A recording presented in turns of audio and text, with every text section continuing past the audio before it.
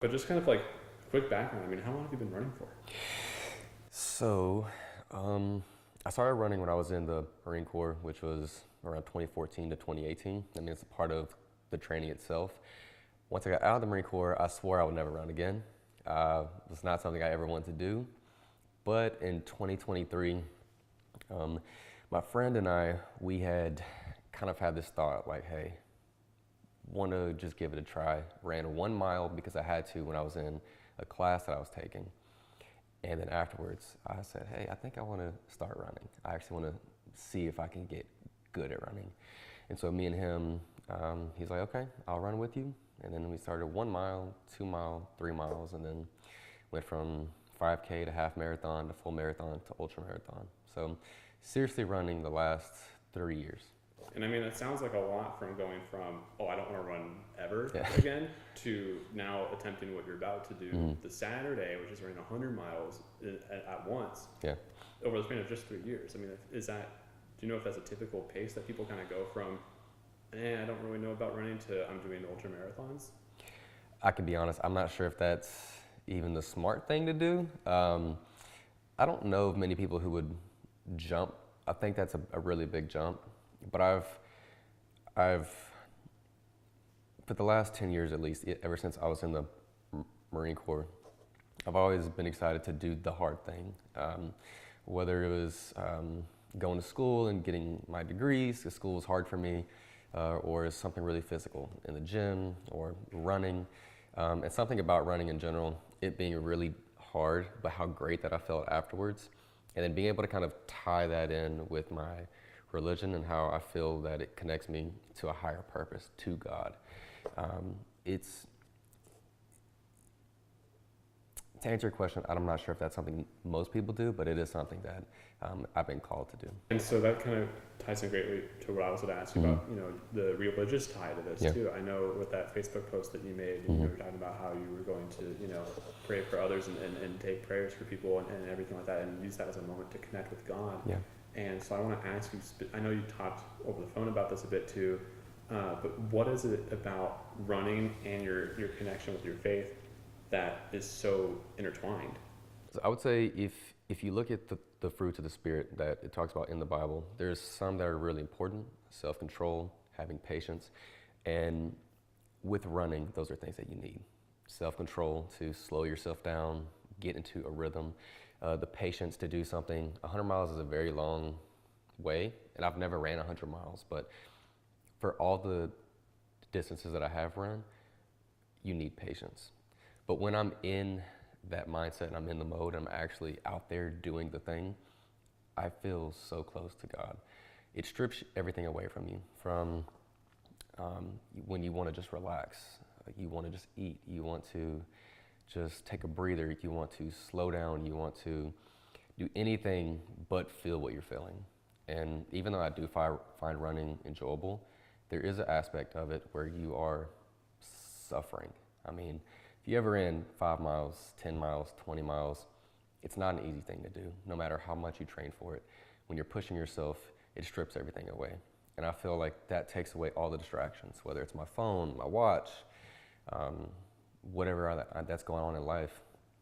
It strips me down to a point where I'm able to really be one and slow my mind down to where I can just pray properly, intentionally, and pray with appreciation and not obligation. And so, I mean, I kind of want to jump back a bit to, you're saying it's the first time you're ever running 100 miles. Yeah. You were telling me that your record that you set was, I believe it was 62.6? 62.5. 0.5, it's really close. 60.5 miles, which is about 2/3 almost of the way there. And so, I mean, that's already, you're adding a whole extra marathon and then some onto this. So logistically, I know you're saying you're starting at midnight on the 21st. Yes. How long do you anticipate this run taking you to do? I mean, what's the plan there? So the goal is to start at midnight. I would like, the reason why I'm starting that late or that early or late, is there's gonna be no traffic specifically. It'll give me the opportunity to kind of run around Tyler without a lot of distraction, a lot of noise, and I can just be focused. It's a route that I usually do for my last long run before I compete for a race. And so it's a 21.64 mile loop around Tyler. And I'm going to do that twice, which will start here at my house and then run all the way downtown past Bergfields, go all the way through South Broadway down to Fresh, all the way past Faulkner Trail, and then all the way back to my house. So the goal is to have 2 loops completed by the time it's 8 a.m. And then I will run to Legacy Trail to give people an opportunity so they can park and then also come and run. But I also want to be able to make that time for anyone who's passing by that may haven't heard about what I'm doing to drop in their prayers. And it's not necessarily that I want people to come to run with me. I want them to come and pray with me. I want that to be a time that we are serving that day for whoever's in the community passing by. There's going to be somebody that has something on their heart, something on their mind that they haven't shared. And even if they don't tell me specifically, having contact with a person that I can pray for, put hands on, and pass that up, I think is my way of giving back. And so hopefully 24 hours is the goal. So be done by midnight on Sunday or before, which is kind of, would be nice to have people come and help me get there. The pace I'll be running at will be around 12 minutes or 12:30 a mile, which is a pretty good pace considering for 100 miles.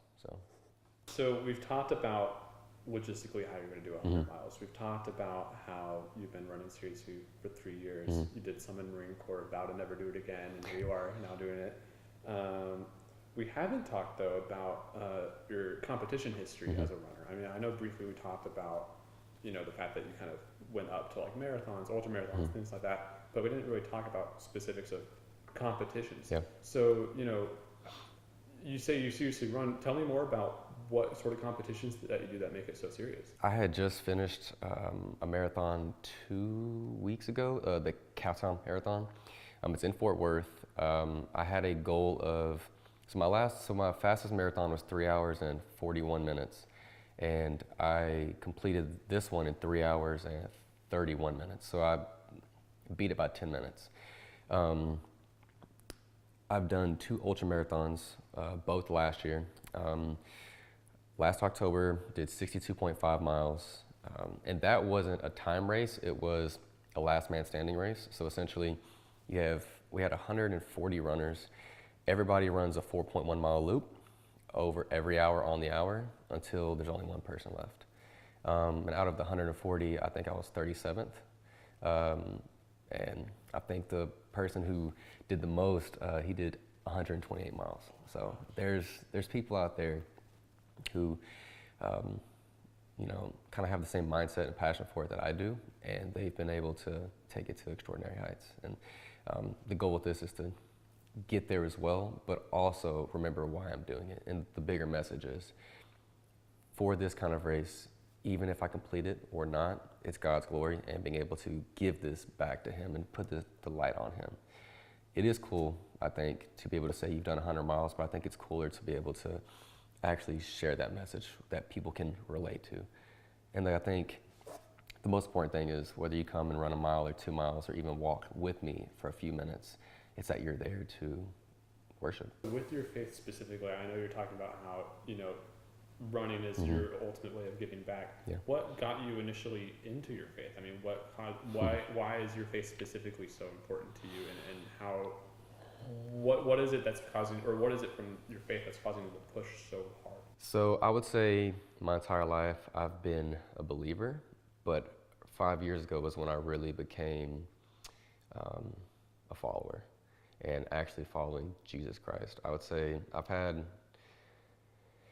lots of things happen in my life where I've tried to do it on my own. Pain that I've experienced, I thought I could always use my own power to get through, and I realized that wasn't true. My wife, she's been the biggest supporter of me getting right with my faith, and really showed me dropping those seeds to help me grow. And then from there, everyone who's ever prayed for me in my life, I think has brought me closer to my faith, even when I wasn't realizing it or didn't know it. And then the specific moment, I would say, is my friend TJ.